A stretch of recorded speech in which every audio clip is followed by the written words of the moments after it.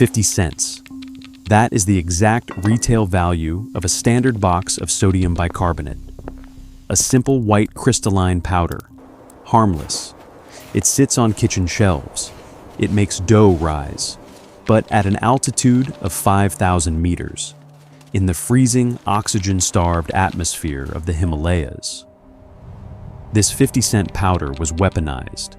It became the central mechanism of a $19.7 million financial extraction machine. It did not require complex cyber intrusion. It did not require armed syndicates. It required only a metal spoon, a bowl of hot soup, and the monumental arrogance of international insurance systems. Look at the physical landscape of the Nepalese tourism industry. It is a massive mechanical engine.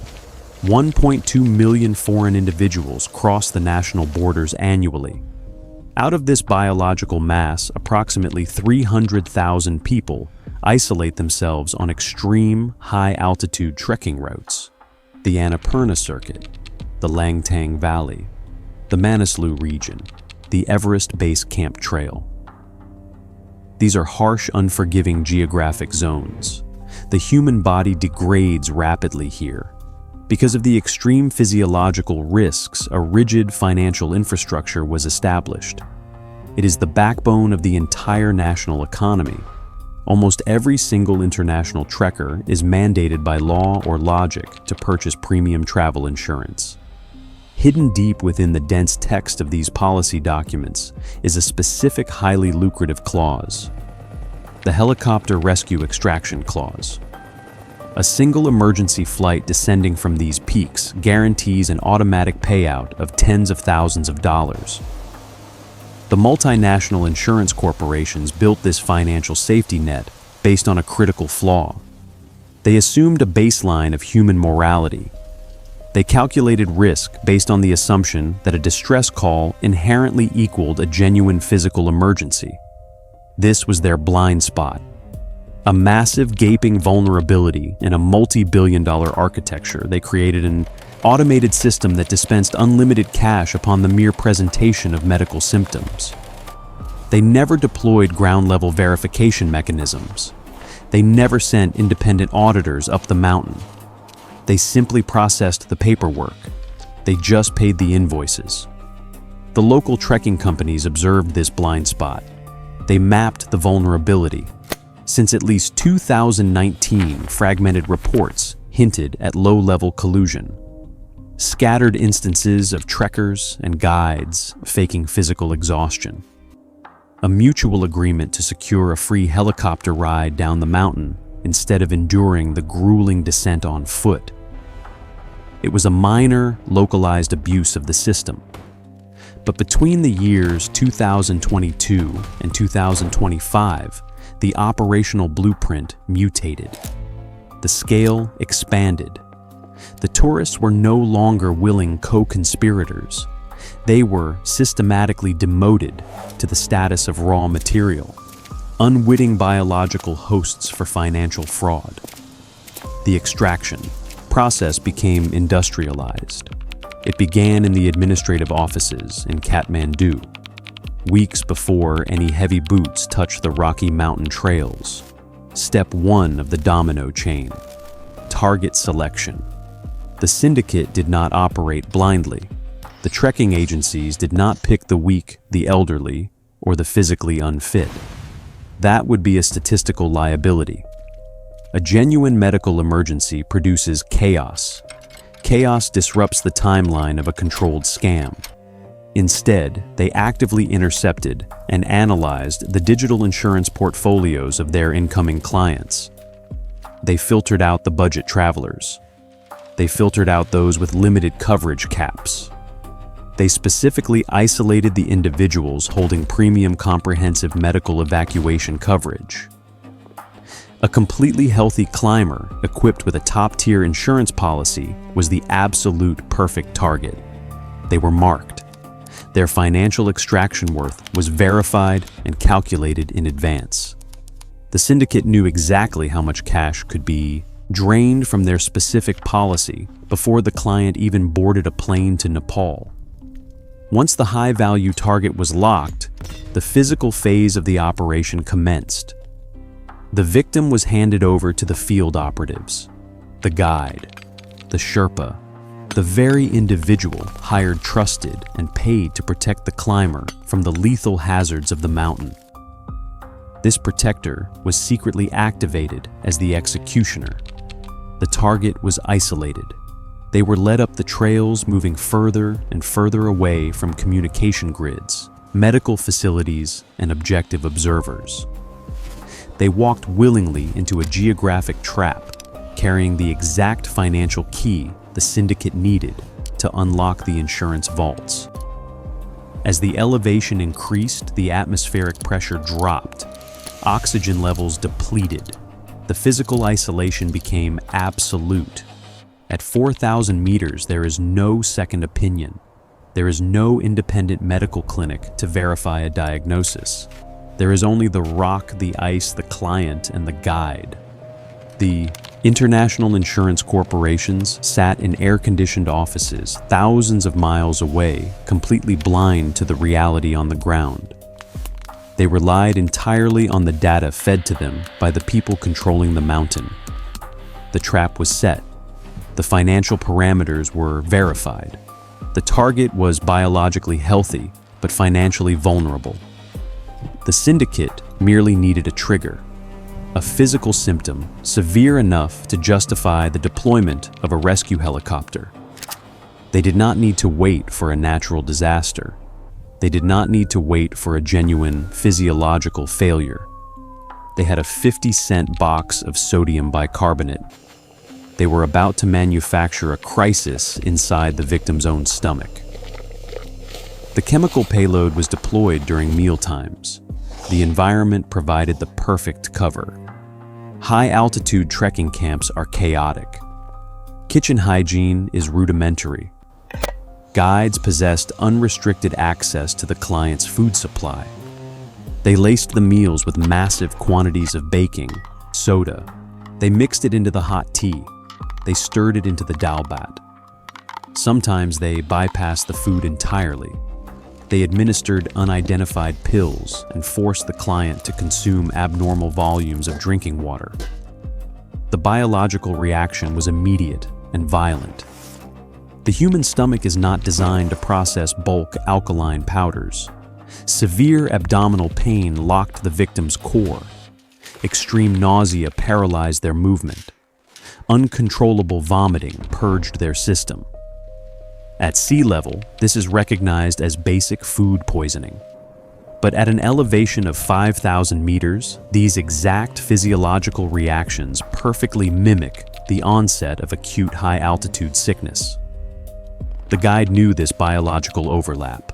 They weaponized it. The victim's body was rapidly dehydrating. Their cognitive functions were degrading due to oxygen deprivation and sheer panic. They were physically incapacitated. They were entirely dependent on the person who just poisoned them. The guide then executed the next phase of the operational protocol, the psychological manipulation. They approached the agonizing victim. They observed the pain and deliberately exaggerated the medical severity of the situation. They delivered a carefully rehearsed script.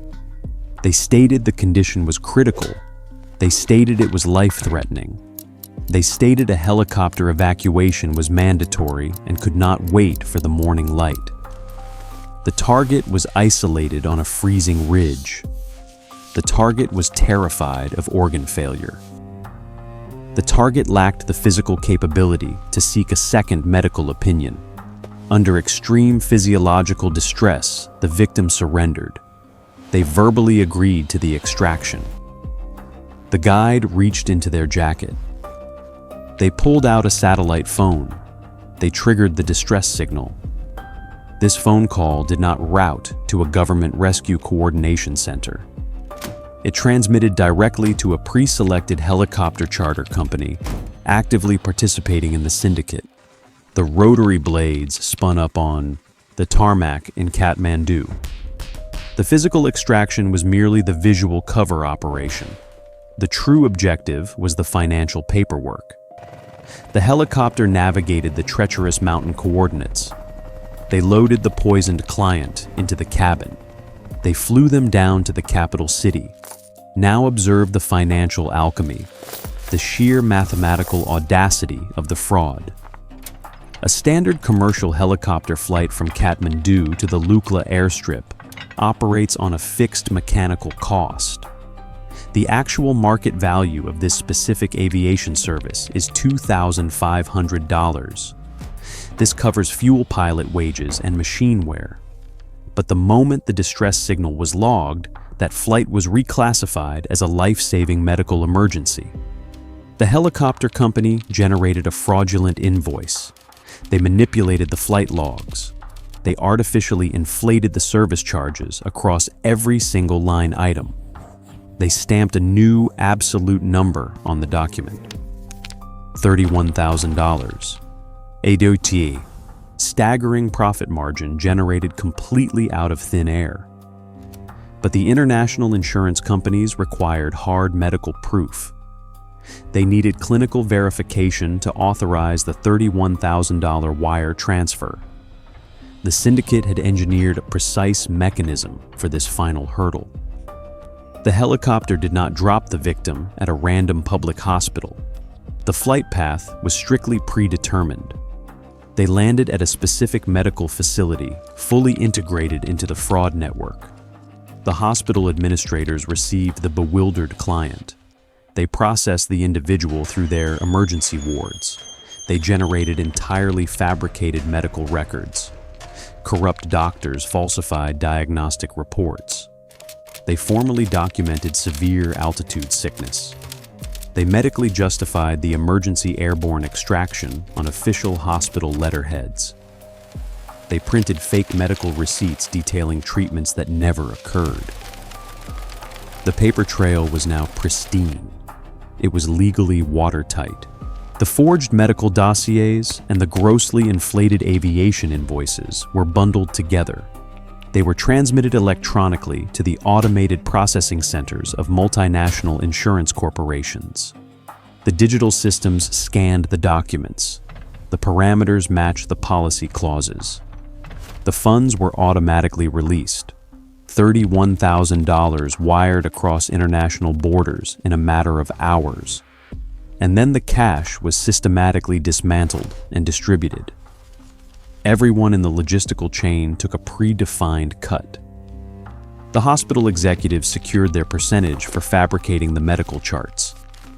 The helicopter company retained their inflated aviation fees. The trekking agency owners collected their substantial finder's fee. And the guide on the mountain received their calculated commission for deploying the baking soda. This was not an isolated incident of opportunism. This was an industrial assembly line of fraud. A highly coordinated criminal ecosystem, operating flawlessly in broad daylight. The international insurance companies had suspected anomalies for years. They observed the unnatural volume of rescue claims.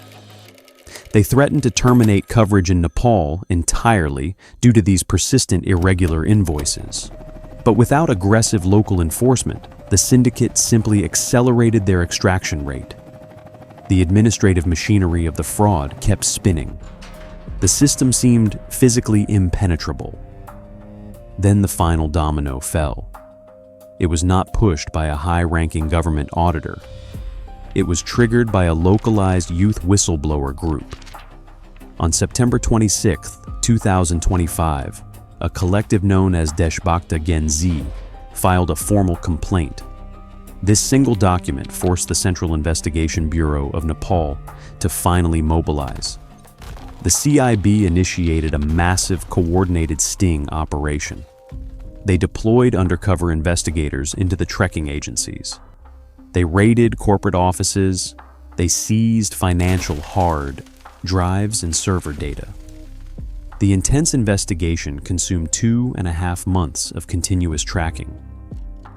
The authorities meticulously mapped the entire criminal architecture. The official data released in early 2026 was mathematically staggering. The syndicate had systematically compromised 4,782 international tourists between 2022 and 2025. The investigators verified 317 entirely fabricated helicopter rescue flights. The total financial extraction was calculated at approximately $19.7 million. The CIB directly targeted the command structure of the network. In January 2026, they arrested 6 top executives from 3 major rescue organizations. The Kathmandu court authorized a 5-day detention protocol for intense interrogation. The operational network collapsed rapidly. In February, authorities apprehended Rajendra Bahadur Singh, the 56-year-old chief executive officer of Mountain Helicopters. They simultaneously arrested 28-year-old Sandeep Tiwari, the owner of Royal Holidays Adventure and Travel. The total number of high-level detainees reached 9. By April 2026, the prosecution formally indicted 32 individuals. The dragnet captured helicopter company, executives, travel agency owners, and corrupt medical personnel. Mountain Rescue Service alone was responsible for 171 fake flights, generating over $10.3 million in fraudulent claims. Nepal Charter Service accounted for $8.2 million. Everest Experience and Assistance drained over $1.15 million. A CIB spokesperson publicly stated this organized fraud heavily damaged the national prestige of Nepal. The global mountaineering industry went into immediate systemic shock. The scandal detonated right at the beginning of the spring climbing season. On March 30th, international insurance corporations are currently recalculating their entire risk algorithms. Several major providers warned they might completely terminate helicopter rescue coverage in the region if structural reforms are not implemented. If the international financial safety net is withdrawn, the entire Nepalese trekking economy faces catastrophic collapse. Hundreds of thousands of climbers will be left utterly unprotected on the deadliest peaks on Earth. This is the ultimate structural irony of the Everest extraction machine. Climbers spent years physically training their bodies. They spent tens of thousands of dollars on extreme weather gear and survival equipment. They rigorously studied avalanche patterns and terrain maps. They mentally prepared to fight the lethal cold and the fatal lack of oxygen. They perceived the physical mountain as the ultimate enemy. But the mountain did not poison their food. The mountain did not calculate their insurance net worth. The true predator was the person carrying their bags. The lethal threat was an administrative piece of paper. The multi-billion-dollar insurance system, mathematically designed to guarantee their survival, was seamlessly weaponized against them.